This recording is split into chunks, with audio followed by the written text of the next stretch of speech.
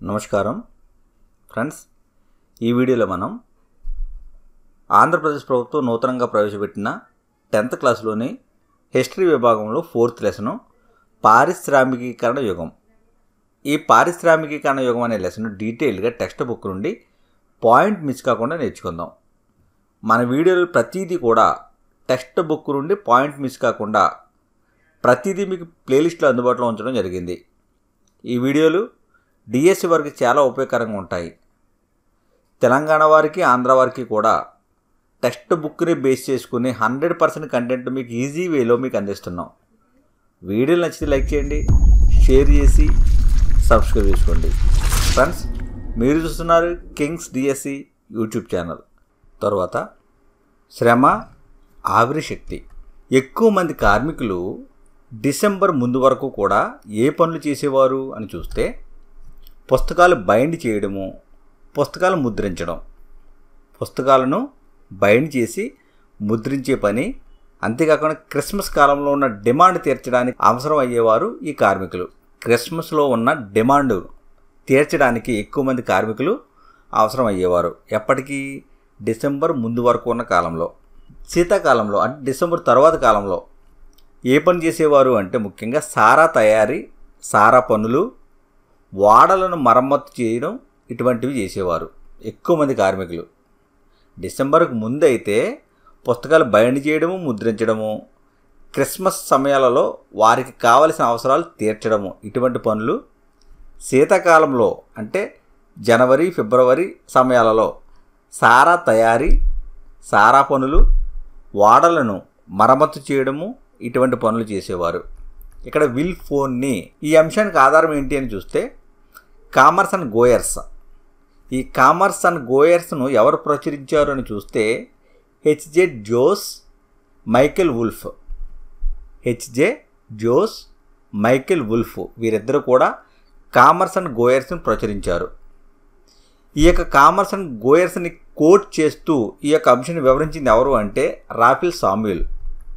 Victoria City Images and Realities 1973 ప్రకారము, Victoria City Images and Realities 1973 ప్రకారము ఆధారం చేసుకొని విల్ఫోన్ని అనే అతడు ఒక కార్మికుడు. ఇతడు పనికి లండన్కి వెళ్ళేవారి వివరాలు తెలిపాడు. పనికై లండన్ వెళ్ళేవారి వివరాలు తెలిపాడు. 1881 నవంబర్ నెలలో లండన్ వెళ్ళాలి అని అనుకున్నాడు విల్ఫోన్ని. 1881 నవంబర్లో వెళ్ళాలి అని అనుకున్నాడు. అదేవిధంగా రోజుకు 20 మైళ్ళు నడిచి ఆఖరుకి లండన్ చేరుకున్నాడు. ఈశాన్య ఇంగ్లాండ్లో ఇనుప పనులలో కార్మికుల చిత్రం. ఈశాన్య ఇంగ్లాండ్లో ఇనుప పనులలో కార్మికుల చిత్రం. విలియం బెల్స్కాట్ 1961లో ఈ చిత్రాన్ని చిత్రించడం జరిగింది. ఈ చిత్రంలో కార్మికులు దేశం కోసం కష్టాలు, బాధలు అనుభవిస్తున్నట్లు చూపారు. ఈశాన్య ఇంగ్లాండ్లో ఇనుప పనులలో కార్మికుల చిత్రం ఎందుకు చూపారు అంటే దేశం కోసం కష్టాలు, బాధలు అనుభవిస్తున్నట్లు చూపడం జరిగింది. విలియం బెల్స్కాట్ 1961 ప్రకారము. బ్రిటన్ ప్రాంతంలో 19వ శతాబ్దం మధ్యలో 500 రకాల సుత్తులు, 45 రకాల గొడ్డళ్ళు తయారు చేయబడ్డాయి. బ్రిటన్ ఏరియాలో 19వ శతాబ్దం మధ్యలో 500 రకాల సుత్తులు, 45 రకాల గొడ్డళ్ళు తయారు చేయబడ్డాయి. వీటి తయారీకి మానవ నైపుణ్యం అవసరము, యాంత్రిక సాంకేతికత కాదు, మానవ నైపుణ్యమే అవసరం ఈ సుత్తులు, గొడ్డళ్ళు తయారీకి.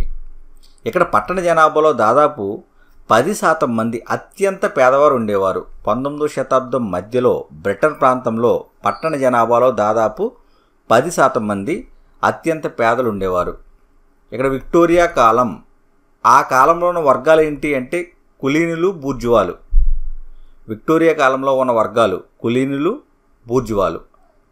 ఈ వర్గాలు చేతితో తయారు చేసిన ఉత్పత్తులనే కోరుకునేవారు.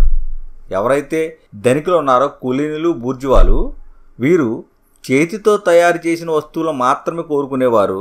యంత్రాలతో తయారు చేసిన వస్తువులు వలస దేశాలకు ఎగుమతి చేసేవారు. అంటే భారతదేశం వంటి దేశాలకు యంత్రాలతో తయారైన వస్తువులన్నీ కూడా ఎగుమతి చేస్తూ చేతితో తయారైన వస్తువులు మాత్రమే వీరు కోరుకునేవారు. ఆ కాలంలో అంటే విక్టోరియా కాలంలో ఉన్న కులీనులు, బూర్జువాలు. కార్మికుల జీవితం ఎలా ఉండేది అని చూస్తే ఇక్కడ ఉద్యోగాలు పొందే అవకాశము నిజానికి ఎవరికైతే పాత స్నేహితులు, బంధువులు ఉంటారో వారి మీదే ఉద్యోగాలు పొందే అవకాశం ఉండేది. కార్మికుల జీవితానికి సంబంధించి ఉద్యోగాలు ఎవరికి వచ్చేవి అంటే ఎవరికైతే పాత స్నేహితులు, బంధువులు ఉన్నారో వారి మీద ఆధారపడి ఉద్యోగాలు వచ్చేవి. ఎవరికైతే బంధువులు లేరో వారు వారాల పాటు వేచి ఉండాల్సి వచ్చేది. ఉద్యోగాల కొరకు వారాలు వేచి ఉండాల్సి వచ్చేది బంధువులు లేని వారికి.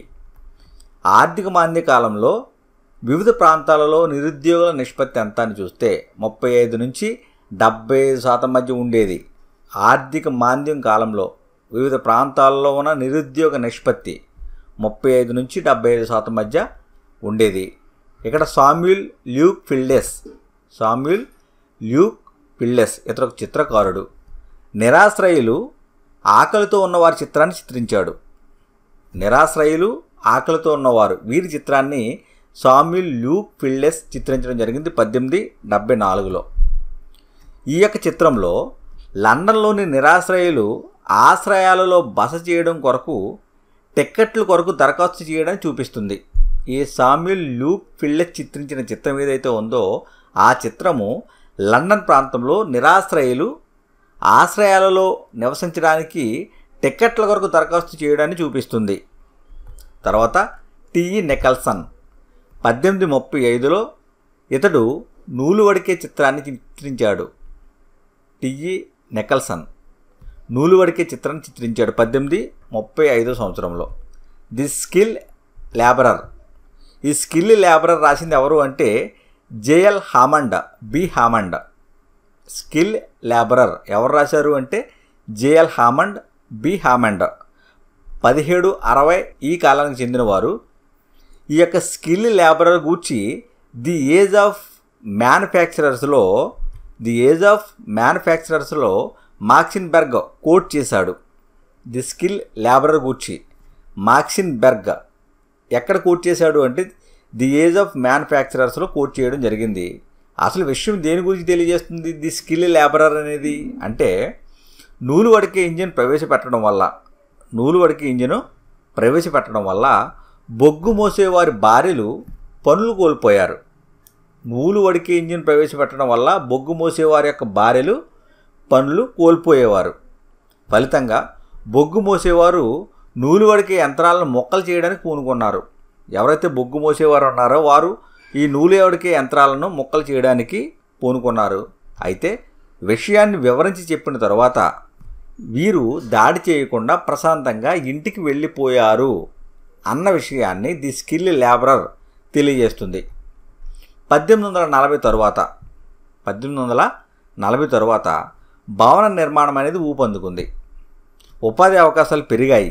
1840 తర్వాత రవాణా పరిశ్రమలో పనిచేస్తున్న కార్మికుల సంఖ్య రెండింతలు పెరిగింది. ఎక్కడ రవాణా పరిశ్రమలో పనిచేస్తున్న కార్మికుల సంఖ్య రెండింతలు పెరిగింది. అయితే 30 సంవత్సరాలలో ఈ సంఖ్య రెట్టింపయ్యింది. 30 సంవత్సరాలలో ఇది రెట్టింపయ్యింది. 1850 సంవత్సరం నుంచి లండన్ అంతటా కూడా రైల్వే స్టేషన్ల నిర్మాణం అనేది ప్రారంభమైంది. ఎప్పటి నుంచి 1850 సంవత్సరం నుంచి లండన్ అంతటా రైల్వే స్టేషన్ల నిర్మాణం అనేది ప్రారంభం అయ్యింది. తర్వాత వలస దేశాలలో పారిశ్రామికీకరణ. ఫ్రెండ్స్, నెక్స్ట్ వీడియోలో ఈ యొక్క అంశము మిగిలిన అంశాలు డీటెయిల్గా నేర్చుకుందాం. వీడియో నచ్చితే లైక్ చేయండి, షేర్ చేసి సబ్స్క్రైబ్ చేసుకోండి. Thank you.